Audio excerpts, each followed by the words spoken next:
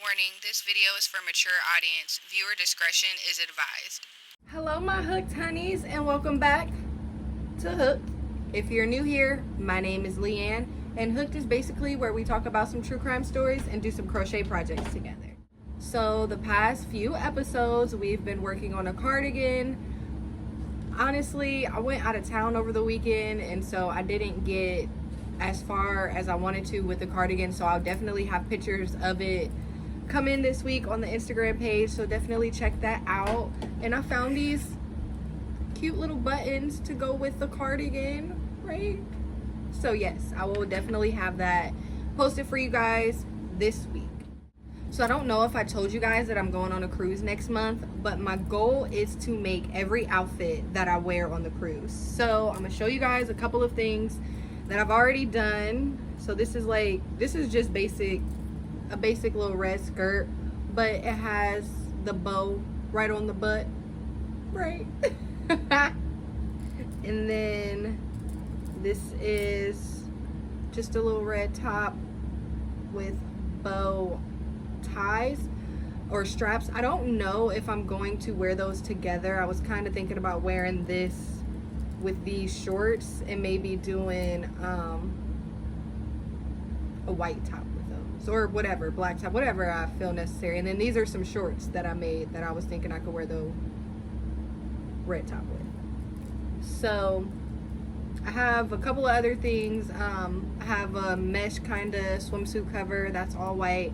I just got to stitch that together, and some other things that I've started. I can't even, my brain just stopped. So on today's episode, we will be making a crop top to match these shorts that I actually just finished. And we are also going to be talking about the volunteer. So we're going to go ahead and light our crochet candle and get into this story.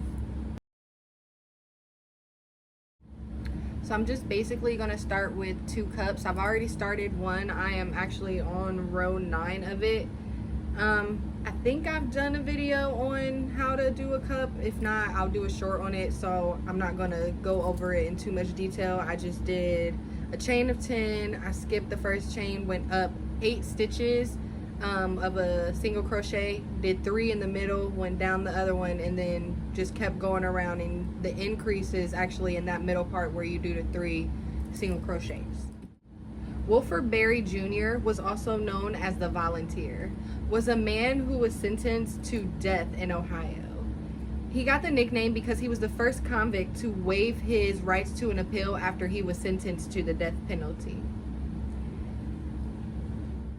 Waiving his rights to appeal stirred some things up for him while he was in prison. On September 5th, 1997, Berry was assaulted by some of the other members in his cell block during a riot. He was targeted because the other inmates felt that his volunteer status would negatively affect their efforts to delay their own executions. Y'all, and when I say they messed this man up, they did. They messed him up.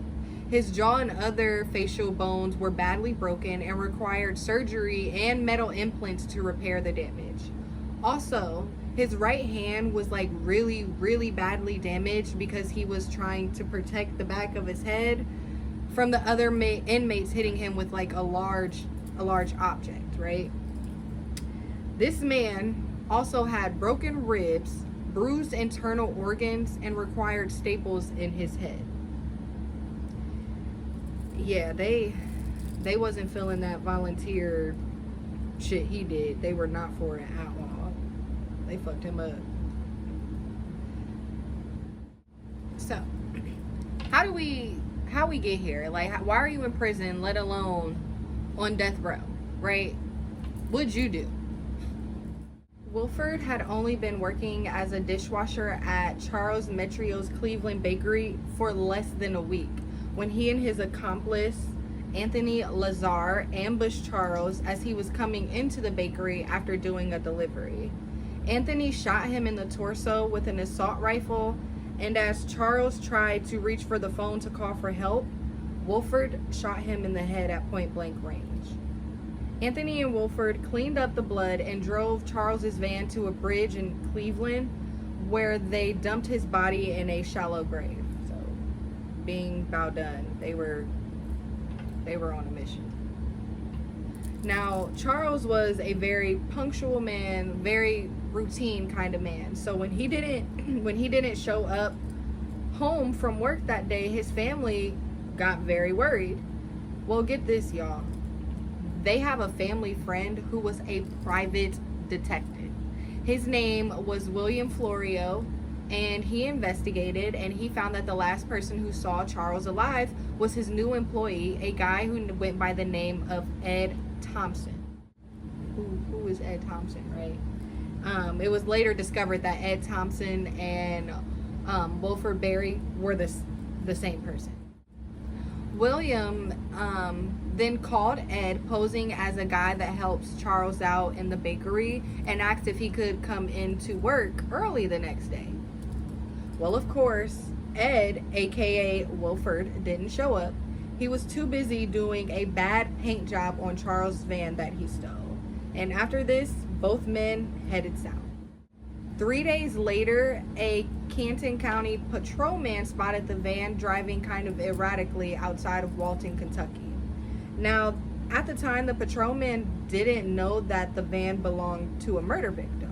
But he ran the plates, and it did show that those plates didn't belong to that vehicle.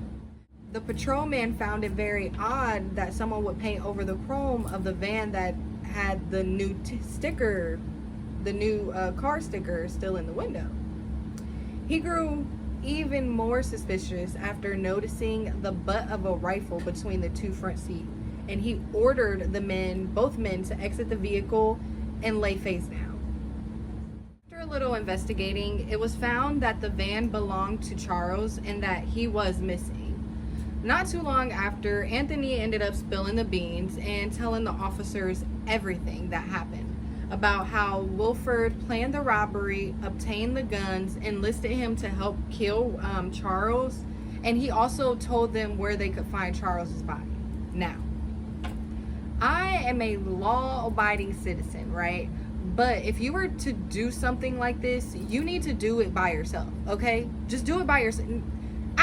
Don't do it at all. Actually, what the hell? Don't kill people. It's not something that you should do.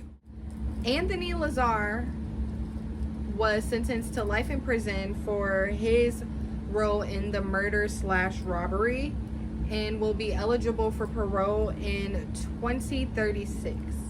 Wilford Berry Jr. was sentenced to death, and on February 9th of 1999, he was executed by lethal injection.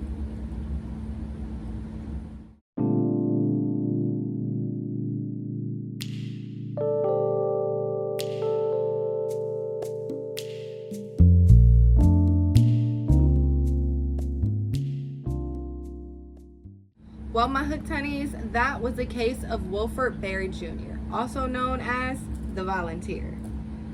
This is where I've gotten so far with the cups. I've got one finished, and then I started one. So if you would like to see the finished product of the top that I'm making, follow me on Instagram at HookedWTrueCrime. Also check out my Etsy shop. I'll have the link for that in the description below. And if you enjoyed the video, please be sure to like and subscribe because I'm here for you every Wednesday. Love y'all. Bye.